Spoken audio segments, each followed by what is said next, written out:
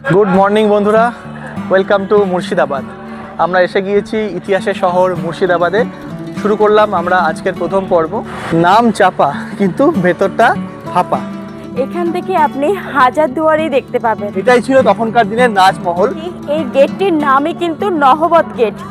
অন্তত 10 ফুট এক একটা হাইটের দরজা, আর পিলারগুলো দেখুন কি সাইজের। তখন তাদেরকে এখানে সমাধি দেওয়া হয়েছিল। এখন আমরা চলে এসেছি চিড়িয়াখানায়। আর গণেশের বুকেই আছে দেখুন সাপ। এখানে 2-3 জন আরামে ভেতরে বসতে পারবে। এখানে কিন্তু হিন্দু থেকে মুসলিম সবাই আসে। শিয়ালদহ থেকে লালগোলাগামী যে কোনো ট্রেনেই মুর্শিদাবাদ যেতে পারবেন। নামতে হবে মুর্শিদাবাদ স্টেশনে। স্টেশনের নাম মুর্শিদাবাদ হলেও এলাকাটি লালবাগ নামে পরিচিত। এছাড়া কলকাতা স্টেশন থেকেও ট্রেন ধরা যায়। লালগোলা প্যাসেঞ্জার, ভাগীরথী এক্সপ্রেস, ধনধান্য এক্সপ্রেস, হাজারদুয়ারি এক্সপ্রেস এই সমস্ত ট্রেনে করে আমরা মুর্শিদাবাদ পৌঁছাতে পারি।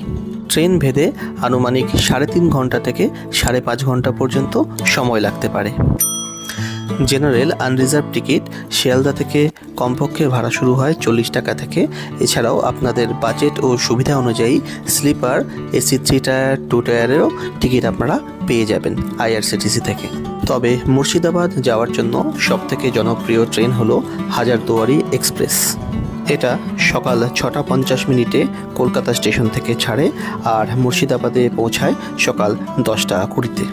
আবার মুর্শিদাবাদ স্টেশনে না নেমে বহরমপুর কোর্ট স্টেশনেও নামতে পারেন। সেক্ষেত্রে আপনাকে অটো করে লালবাগে আসতে হবে। দূরত্ব আনুমানিক 10 কিলোমিটার। প্রাপ্তি বলতে ভাগীরথীর মনোরম দৃশ্য উপভোগ করতে করতে আপনি লালবাগে পৌঁছে যাবেন। এছাড়াও আপনি সড়ক পথে নিজস্ব বাইক বা 4 হুইলার নিয়ে পৌঁছে যেতে পারেন। আনুমানিক দূরত্ব 209 কিলোমিটার। আমরা ব্যারাকপুর থেকে সকাল 4:16 শিয়ালদহ লালগোলা স্পেশাল ট্রেন ধরেছিলাম।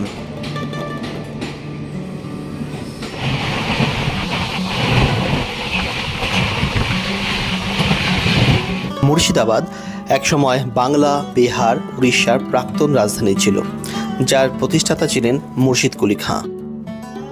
এবারের মুর্শিদাবাদ সিরিজটি আমরা একটা বা দুটো পর্বে কমপ্লিট না করে বেশ কয়েকটা পর্বে ভাগ করে আপনাদের কাছে তুলে ধরার চেষ্টা করব। তাই আপনাদের অনুরোধ করব কমপ্লিট সিরিজটি আপনাদের দেখার জন্য।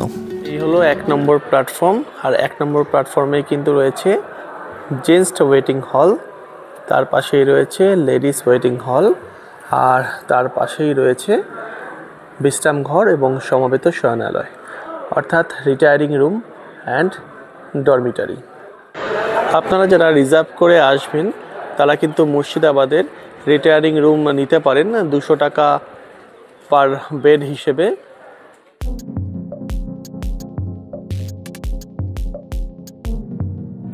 আমরা এখন মুর্শিদাবাদ স্টেশনের সামনেই আছি। আমরা বেরিয়ে পড়েছি এখানকার সাইট সিন দেখার জন্য। আর এখানে সামনেই আপনি অটো পেয়ে যাবেন। আপনারা যদি এখানে অটো বুক করতে চান সেই অটোও পেয়ে যাবেন। আর যদি আপনারা এখান থেকে ভেঙে মানে বলতে চান যে মানে হেঁটে হেঁটে যদি আপনারা দেখতে চান তাও কিন্তু আপনারা দেখতে পারেন। তো আজকে আমাদের শুরু হচ্ছে সেই জার্নিটা। চলুন আমাদের সাথে নতুন করে একটা এপিসোড শুরু করা যাক। এই যে টিকিট কাউন্টারটা, টিকিট কাউন্টারের পাশেই কিন্তু আছে অনেক অটো, মানে এটাকে অটো স্ট্যান্ড বলা হয়। এখান থেকেই কিন্তু আপনারা বিভিন্ন জায়গায় যাওয়ার জন্য অটো বুক করতে পারেন। আমরা স্টেশনের ভিতর থেকে অটো নেব না, আমরা যাচ্ছি স্টেশনের বাইরে। স্টেশনের বাইরে থেকে আমরা অটো বুক করব। এবার আমরা তাড়াহুড়ো করে একদিনে মুর্শিদাবাদ দেখার চেষ্টা করব না। আমরা নিজেদের মতো করে ইতিহাসের পাতা উল্টিয়ে মুর্শিদাবাদের মাহাত্ম্য বোঝার চেষ্টা করব এবং আপনাদের সামনেও সেটা উপস্থাপন করার চেষ্টা করব। আমরা যাচ্ছি টোটোতে। আমাদের আজকে প্রথম গন্তব্যস্থল হচ্ছে কাঠগোলাপের বাগানবাড়ি বা কাঠগোলার বাগানবাড়ি। এতক্ষণ আপনারা দেখলেন আমরা টোটোয় করে আসলাম, কিন্তু আজকে আমরা টোটো কিন্তু রিজার্ভ করিনি। আমরা একটু নিজেদের মতো করে ঘুরতে চাইছিলাম, তাই আমরা আজকে প্রথমে চলে আসলাম কাঠগোলাপের বাগান বাড়িতে। এই দেখাচ্ছি আপনাদের, সামনেই দেখতে পাচ্ছেন তার গেট। এখান দিয়ে আমরা যাব। আর নামার পরেই এই যে আমার চারিদিকে যে স্পটটা দেখতে পাচ্ছেন, এটা হচ্ছে পার্কিং জোন। এখানে 4 চাকা গাড়ির পার্কিং করতে 50 টাকা নেয়, আর মোটর বাইক দিয়ে যদি কেউ আসেন তাহলে প্রতি গাড়ি 20 টাকা করে নেয়। তো আমাদের ইচ্ছে আছে আমরা আশেপাশের জায়গাগুলো নিজেদের মতো করে পায়ে হেঁটে দেখার চেষ্টা করব।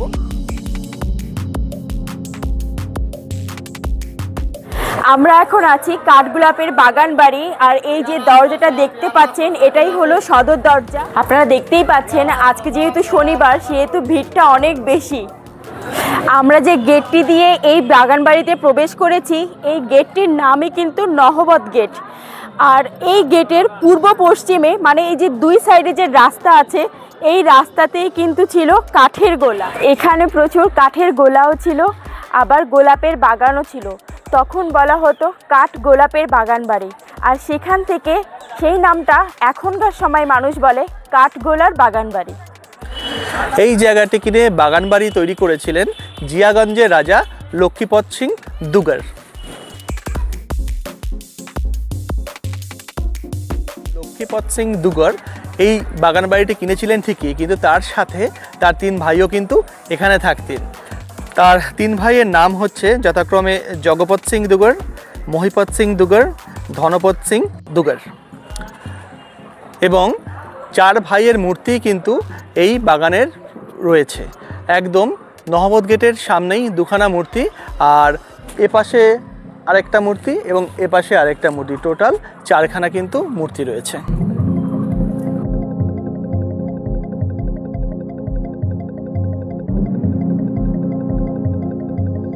কাঠগোলাপের বাগান বাড়ির টিকিট মূল্য 30 টাকা, আর 8 বছরের ওপরে সম্পূর্ণ টিকিট লাগবে। টিকিট এখান থেকে কেটে দিল। এখন আমরা যাব ভেতরে।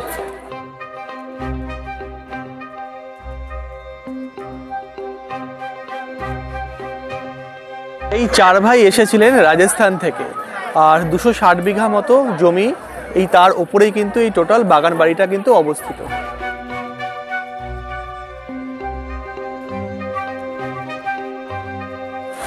এই যে গেটটা দেখতে পাচ্ছেন একটা একটা একটা করে সিঁড়ি নেমে গেছে, আর এই যে নিচে জল দেখা যাচ্ছে, আর তার ওপাশে কিন্তু একটা কুয়ো আছে। শোনা যায় এইখানেই কিন্তু যোগাযোগ রয়েছে ভাগীরথী নদীর সাথে।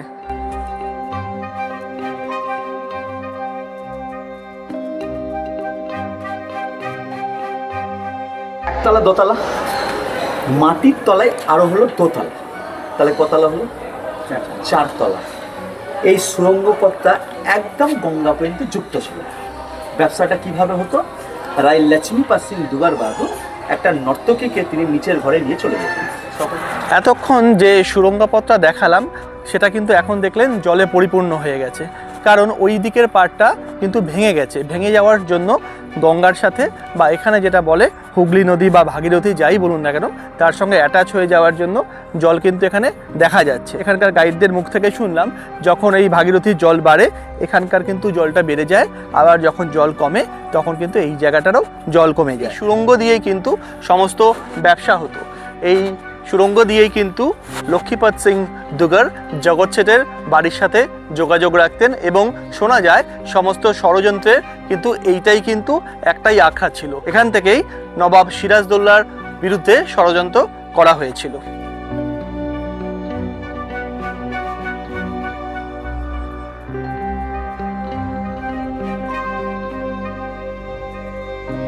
আর সামনে যে মূর্তিটা দেখতে পাচ্ছেন শ্বেত পাথরের মূর্তি, এটা কিন্তু রাজস্থানী কোনো এক কারিগর এটা তৈরি করেছিলেন। আর ভালো করে খেয়াল করুন, এটা কিন্তু একটা পাথরের উপরেই তৈরি করা হয়েছে কেটে, এর মধ্যে কিন্তু কোনো রকম জয়েন্ট নেই।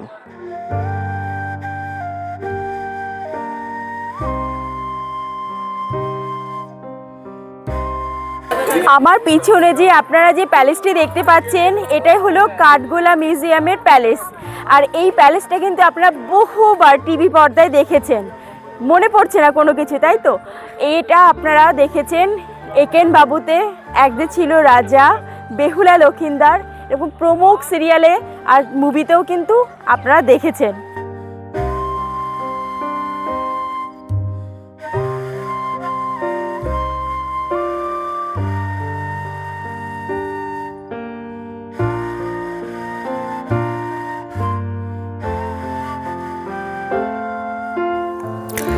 আপনারা দেখতেই পাচ্ছেন যে পুকুরে কত রং বেরঙের মাছ ঘুরে বেড়াচ্ছে, আর আপনারা চাইলে কিন্তু ওদের খাবারও দিতে পারেন।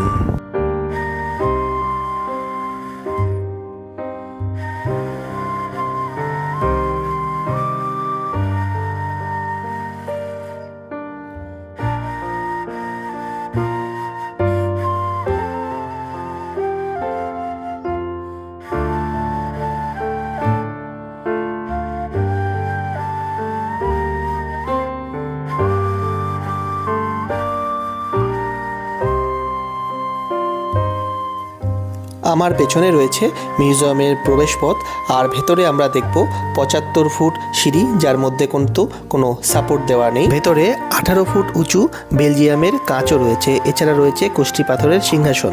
এই দেখতে পাচ্ছেন টিকিটের লাইন, এখান থেকে আমরা টিকিট কেটে নিলাম। আর নিচে আর ওপরে দুটো তলা রয়েছে, নিচে কোনো রকম চার্জ লাগে না, কোনো নিচেরটা পুরোটাই ফ্রি। আর ওপরে টিকিট কাটতে হলে, ওপরে উঠতে হলে পার পারসন 20 টাকা করে কিন্তু টিকিট লাগবে। আর কোনো রকম ফটোগ্রাফি করা যাবে না, আগেই সেটা বলেছি। এবার আমরা ওপরে যাব এবং নিচেটা দেখে আসবো।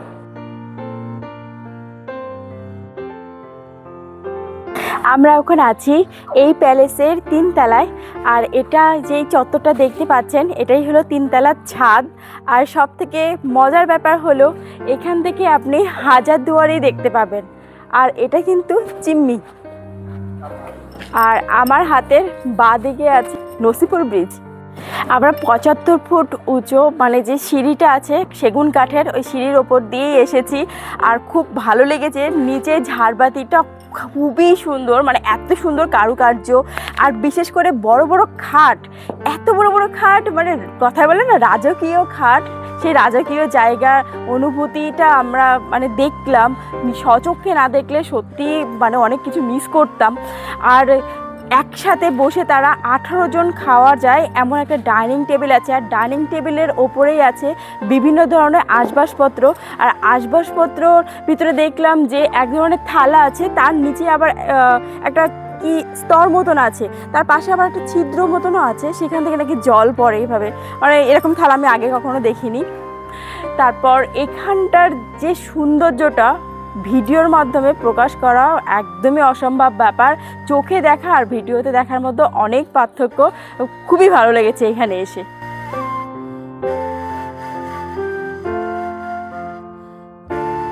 এখন আমরা চলে এসেছি এই রাজবাড়ির দোতলায়। এই যে দেখতে পাচ্ছেন দরজাগুলো শুধু দেখুন। আমার হাইট হচ্ছে মোটামুটি 5 ফুট 8 ইঞ্চির মতো, অন্তত 10 ফুট এক একটা হাইটের দরজা। আর পিলারগুলো দেখুন কি সাইজের।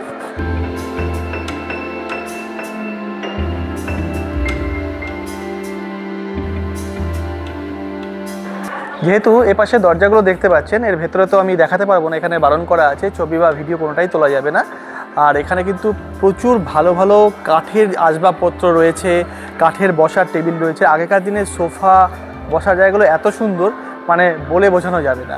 আর এই জায়গাটাতে কিন্তু বিভিন্ন নাচের আসর হতো, ইংরেজরা আসতো এখানে কিন্তু সবাই মানে বসতো একসঙ্গে, প্ল্যান করতো। আর এখানে তো এই জায়গাটা জগৎ ছেটেও এখানে তো আসতেন। আর সমস্ত টাকা পয়সার ব্যাপার, ব্যবসা বাণিজ্যের ব্যাপার কিন্তু এই ঘরেই কিন্তু আলোচনা হতো, এই রাজবাড়িতেই কিন্তু আলোচনা হতো। আর এই হচ্ছে বেলকনি, বেলকনির থেকে পুকুরটা দেখা যায়।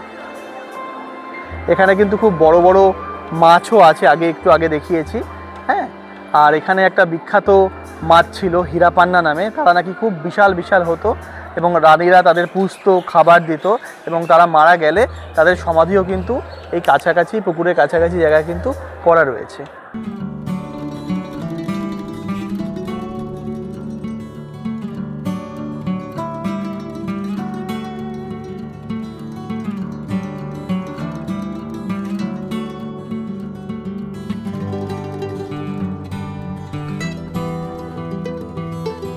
এই হচ্ছে আগেকার দিনের সেই রাজাদের সময়কার পালকিগুলোর সাইজ দেখুন। এখানে 2-3 জন আরামে ভেতরে বসতে পারবে, যা দেখতে পাচ্ছি।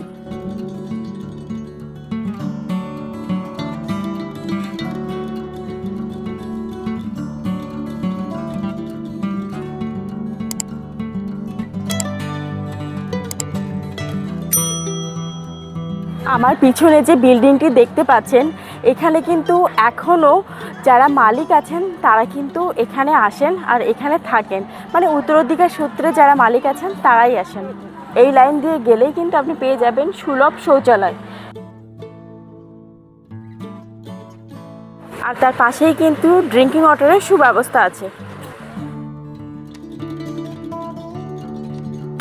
আমার পিছনে যে দুটি মাছের সৌধ দেখতে পাচ্ছেন, এটির একটির নাম হলো হীরা আর একটির নাম হলো পান্না।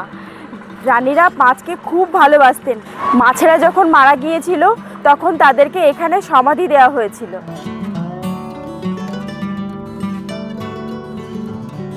আমার পিছনে যে মূর্তিটি দেখতে পাচ্ছেন এটাই হলো নাগেশ্বর গণেশ। জেনারেলি দেখুন গণেশের সুর কিন্তু এই দিকে থাকে, ওই দিকে থাকে না, কিন্তু এই গণেশটির সুর হলো এই দিকে আছে। আর গণেশের বুকেই আছে দেখুন সাপ, সেই জন্যই কিন্তু বলা হয় নাগেশ্বর গণেশ। আর এই মূর্তিটি কিন্তু রাজস্থান থেকে নিয়ে আসা হয়েছিল। জেনারেলি পশ্চিমবাংলায় কিন্তু এইরকম মূর্তি দেখা যায় না। পশ্চিমবঙ্গে আমরা যে গণেশ ঠাকুরকে দেখি সেই ঠাকুরকে কিন্তু বলা হয় সিদ্ধিদাতা গণেশ।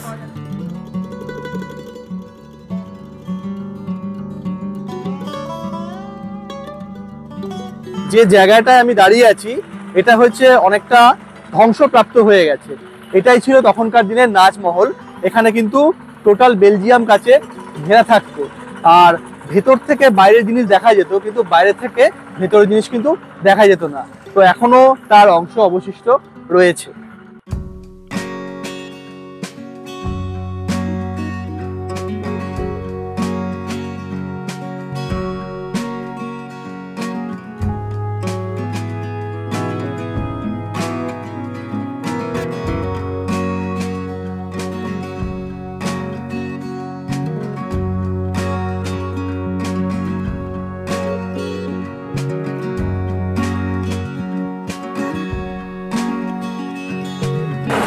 এখন যে মূর্তিটি দেখতে পাচ্ছেন সেই মূর্তিটি হলো কাল ভৈরবের মূর্তি, আর এই মূর্তিটি 200 বছরেরও পুরাতন মূর্তি।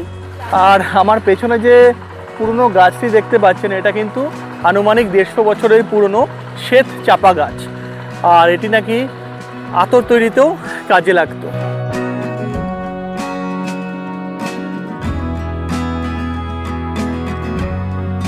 নাম চাপা কিন্তু ভেতরটা ফাঁপা।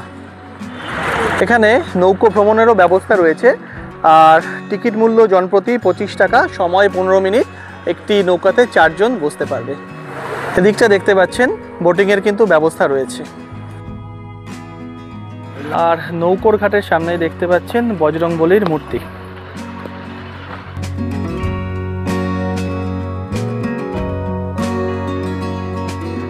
আমার পেছনেই কিন্তু দেখতে পাচ্ছেন গোলাপ বাগান।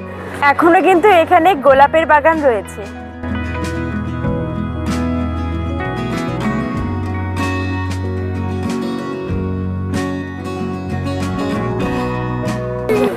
এখানে কিন্তু হিন্দু থেকে মুসলিম সবাই আসে এই জায়গাটি দেখার জন্য।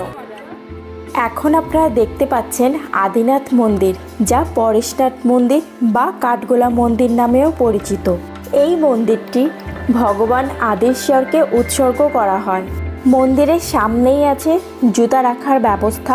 এখানে কিন্তু জুতা রেখে মন্দিরে প্রবেশ করতে হবে।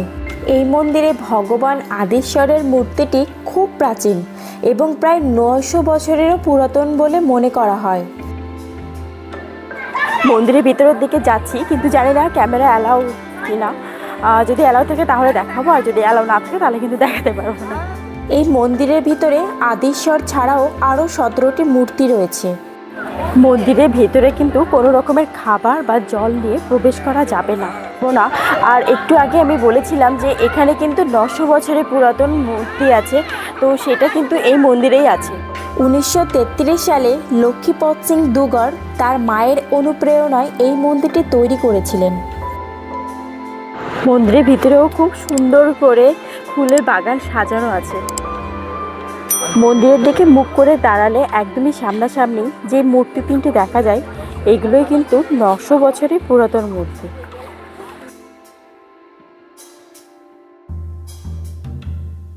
মন্দিরের ওপরের কারুকার্য, ওপরের চূড়ার কারুকার্য কিন্তু খুব সুন্দর।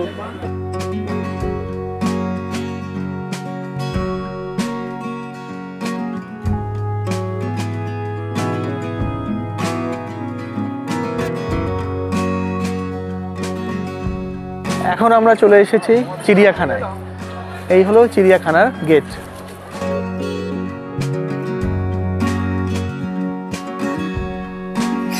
চিড়িয়াখানার ভিতরে কিন্তু কোনো রকম পাখিকে খাবার দেবেন না, এখানে কিন্তু স্পষ্ট লেখাই আছে। আর এখানে বিভিন্ন রকমের পাখি আছে। এখানে তোতা পাখি আছে, ককটেল আছে, তারপর হচ্ছে কাকাতুয়া আছে, বিভিন্ন রকমের রঙিন পাখি আছে, অস্ট্রেলিয়ান পাখি আছে, আরও অনেক কিছু।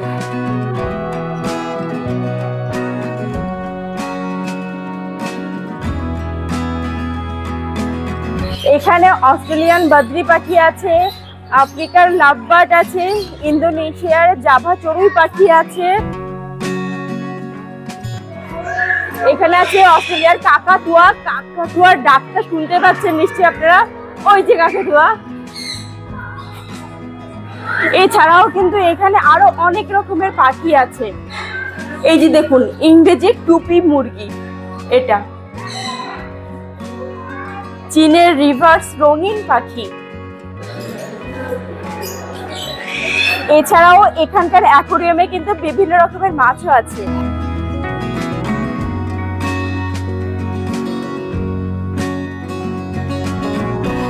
আপনারা এতক্ষণ দেখছিলেন কাঠগোলার বাগান বাড়ি। আপনাদের কাছে কেমন লেগেছে অবশ্যই কিন্তু কমেন্ট সেকশনে জানাবেন। আজকের মতো আমাদের পর্ব এখানেই সমাপ্ত হচ্ছে। দেখা হচ্ছে আপনাদের সাথে পরবর্তী পর্বে। আপনারা খুব ভালো থাকবেন, সুস্থ থাকবেন, আর হ্যাঁ, অবশ্যই কিন্তু আমাদের পাশে থাকবেন।